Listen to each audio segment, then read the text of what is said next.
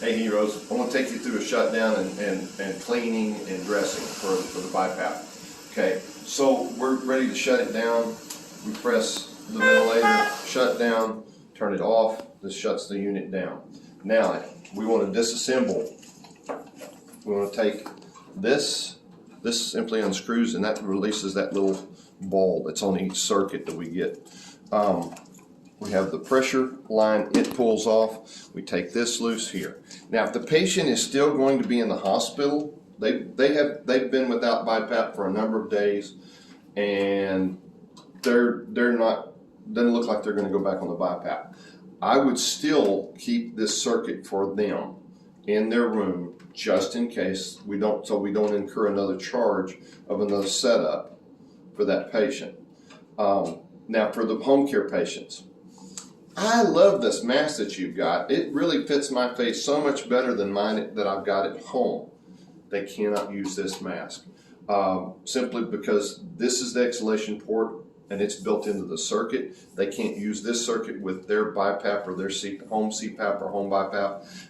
Their masks that they have for home care has an exhalation port built into the mask. So their exhaled CO2, their carbon dioxide that they're exhaling, will be expunged out through the mask. It leaves right through the mask. So this is for hospital use only for this really particular machine. So unfortunately, no, they cannot do it. So don't let them take this home, okay?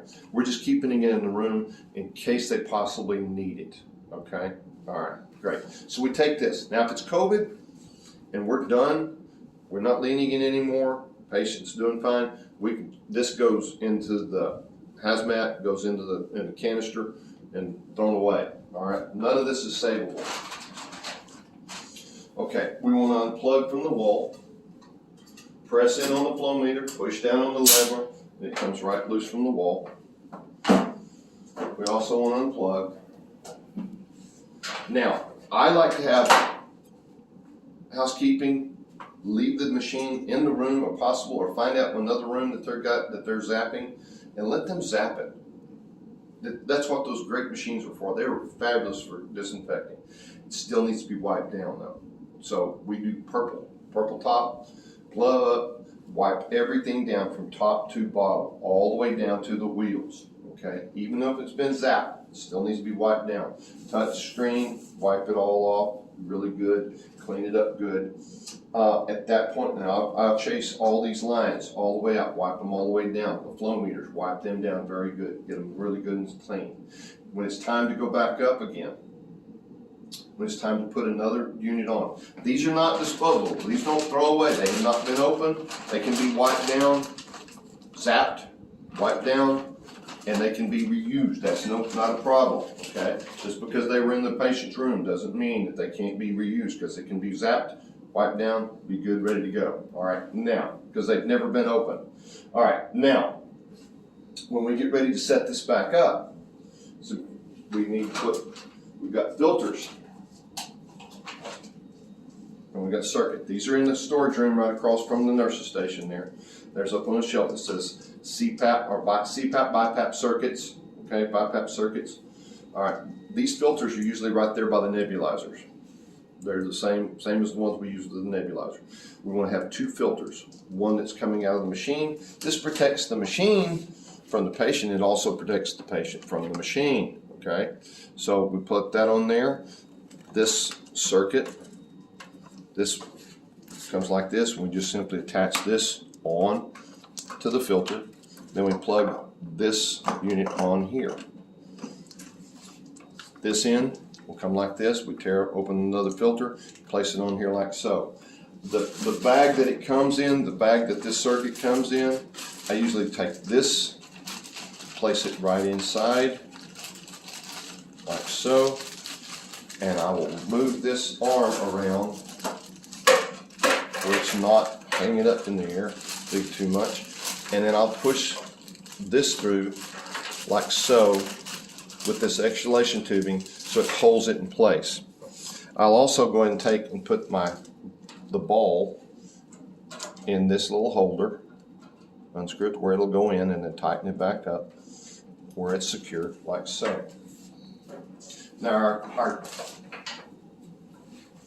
plugs, we've got them all wiped down, but it's very important we plug the power back in, because again, you might need this to run on battery power, so keep it plugged in the storage area, and you'll see these lights come on.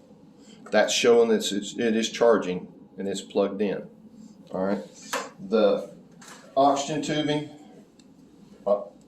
oxygen hose back here in the back, the high pressure hose, I usually just keep it right down here in the bottom, and I've got this all through it. There we go. That's cute, huh? All right, here we go. Got it loose. All right, so I will take this and fold this up and place it right down here in this little area back here. One thing that we use a lot with BIPAPs is these.